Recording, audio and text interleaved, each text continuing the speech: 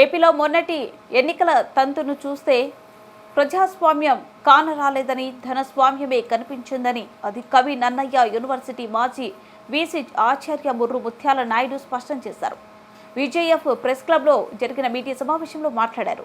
నేతల పట్టపగలే ఓటర్లకు డబ్బు పంచుతూ ఓట్లు అడిగారని, దీనిని అరికట్టాల్సిన బాధ్యత అందరిపైన ఉందని, ఓటర్లకు లంచం ఇవ్వడాన్ని సులభాంతరం చేసే అన్ని అక్రమ డబ్బు లావాదేవీల్ని అరికట్టడం ద్వారా ఎన్నికల ప్రక్రియను సక్రమం చేసేలా ఎన్నికల సంస్కరణలు తేవాలన్నారు.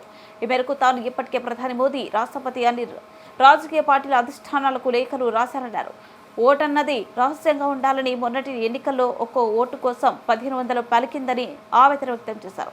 ఇప్పటికే అనేక సంస్కరణలు తెచ్చిన ప్రధాని మోదీ ధన ప్రవాహం లేకుండా ఓటర్లు నిర్భయంగా ప్రజాస్వామ్యబద్ధంగా పోలింగ్ వెళ్లేలా చేయాలన్నదే తన ఆకాంక్ష అన్నారు. ఏపీలోని పోలింగ్ దారుణాలు ధన ప్రవాహంపై ఆంగ్ల పత్రికలు సైతం దారుణంగా రాస్తున్నాయని, దీనికి పాలకులు తీరే కారణమన్నారు.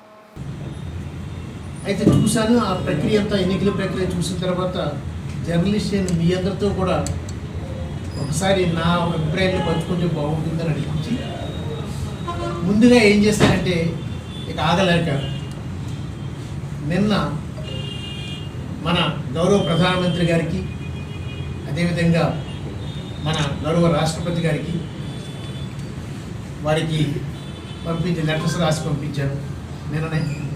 ఈరోజు ఉద్దేశం ఏంటంటే ఇక్కడ ఆ లెటర్స్ అన్నీ రిలీజ్ చేద్దామని మీ అందరికీ ఇవ్వాలని. ఎందుకంటే ఆ లెటర్లో నా మనోభావాలన్నీ కూడా, అంటే ఎన్నికల ప్రక్రియ మీద, మొన్న జరిగిన వారం రోజుల కింద జరిగిన ఎన్నికల ప్రక్రియ మీద నా అభిప్రాయాలన్నీ ఆ లెటర్లో పొందుపరిచాను.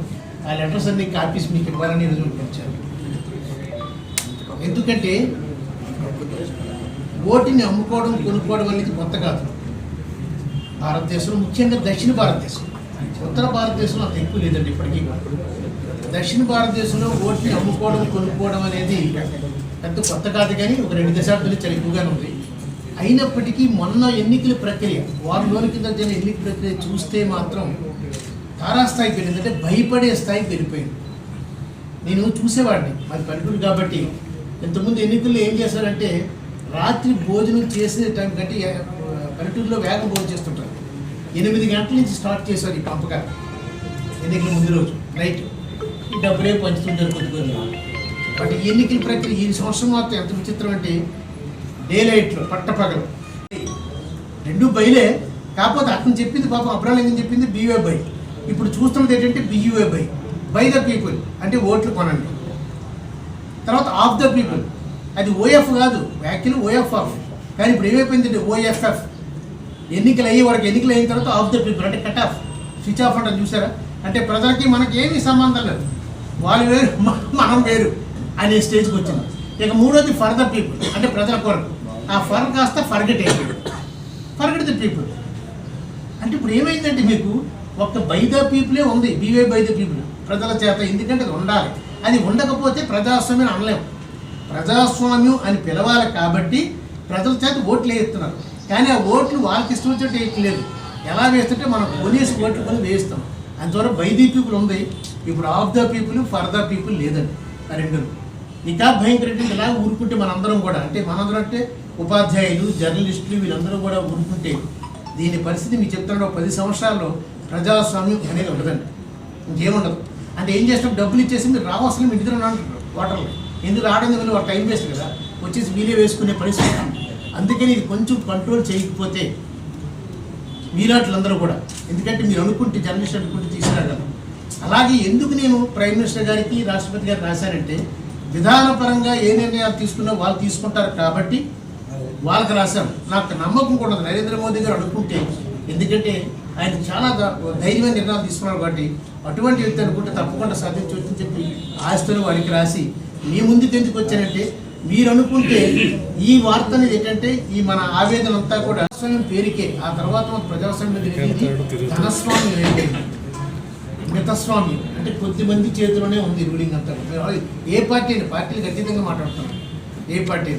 సో ఇటువంటి సమయంలో ఏంటంటే ప్రధానమంత్రి నరేంద్ర మోదీ గారు అంటే, ఎందుకంటే ఎన్నో సంస్కరణలు తీసుకొచ్చారండి, చిన్న విషయం కాదు. మీకు ఆర్టికల్ 370 చాలా సాంస్కృతిక చర్యలు, మీకు అలాగే యూనిఫామ్ సివిల్ కోడ్, మీకు అదేవిధంగా తలాక్ తలాక్, ఇటువంటి అయోధ్య, ఇవన్నీ కూడా ఏంటంటే చాలా సెన్సిటివ్ ఇష్యూస్. అటువంటి ఇష్యూస్ను కూడా ఆయన చాలా జాగ్రత్తగా డీల్ చేసి ధైర్యంగా డీల్ చేశారు. సో అందుకని ఒకే ఒక కాస్తో మరి అటువంటి అతను ప్రజాస్వామ్యాన్ని కాపాడకపోతే ఇప్పటికే మీకు తెలుసా కొన్ని ఆంగ్ల పత్రికలు, విదేశీ పత్రికలు, చైనా అఫీషియల్ డైలీ ఉంది, మీకు మీ అందరికీ తెలుసది, గ్లోబల్ టైమ్స్, అదేవిధంగా అమెరికన్ ది గార్డియన్ ఉంది. ఇవన్నీ కూడా ఆల్రెడీ ప్రారంభించాయి. భారతదేశంలో ప్రజాస్వామ్యం డూబియస్ డెమోక్రసీ, అంటే ఇది ఓటకు ప్రజాస్వామ్యం, ఇది సరైనది కాదు, ఇలా ఓట్లు అమ్ముకుంటున్నారు, కొనేస్తున్నారు నాయకులంతా కూడా. మీకు చివరికి నేను స్టడీ చేస్తే మన ఆంధ్రప్రదేశ్ రాష్ట్రంలో మొన్న ఎన్నికల్లో ఒక అసెంబ్లీ నియోజకవర్గానికి సగటున, అంటే రెండు పార్టీలు కలిపి 50 కోట్ల వరకు ఖర్చు పెట్టాడు. 50 కోట్లు రెండు పార్టీలు కలిపి ఒక అసెంబ్లీ నియోజకవర్గం, అంటే మీరు అలా 175 నియోజకవర్గాలు, అంటే సుమారుగా 8,250 కోట్లు సుమారుగా ఖర్చు పెట్టారు ఒక ఈ రాష్ట్రంలో. అంటే మీరు ఆలోచించిన దక్షిణ భారతదేశం అంతా కలిపితే ఎంత అవుతుంది. అయితే ఇక్కడ సమస్య ఏంటంటే ఇంత మొత్తాన్ని క్యాష్, ఇదంతా కూడా క్యాష్, 8,250 కోట్లు క్యాష్ అది. అది మళ్ళీ ఏదో ట్రాన్స్ఫర్లు కాదు, ఫోన్పేలు లేకపోతే చెక్లు ఇవ్వడం కాదు కదా. 8,250 రూపాయల క్యాష్ డిమానిటైజేషన్ మనం ఉంది. ఇటువంటి పరిస్థితుల్లో ఎంత వ్యవస్థ ఉంది. ఎలక్షన్ ఇక్కడే నేటివ్ ప్లేస్ అనకాపల్లి జిల్లా చీడికాడ మండలం తురువోలు గ్రామం. నేను అనంతపూర్ కృష్ణదేవరాయ విశ్వవిద్యాలయంలో ప్రొఫెసర్గా చేస్తూ ఆదికవి నన్నయ్య విశ్వవిద్యాలయం రాజమహేంద్రవరం ఆ యూనివర్సిటీకి వైస్ ఛాన్సలర్గా చేసి రిటైర్ అయ్యాను. ఇక్కడే స్వస్థలమైన చీడికాడ మండలం తురువోలు గ్రామంలో ఉంటున్నాను. ముందుగా మీ అందరికీ కృతజ్ఞతలు, ఎందుకంటే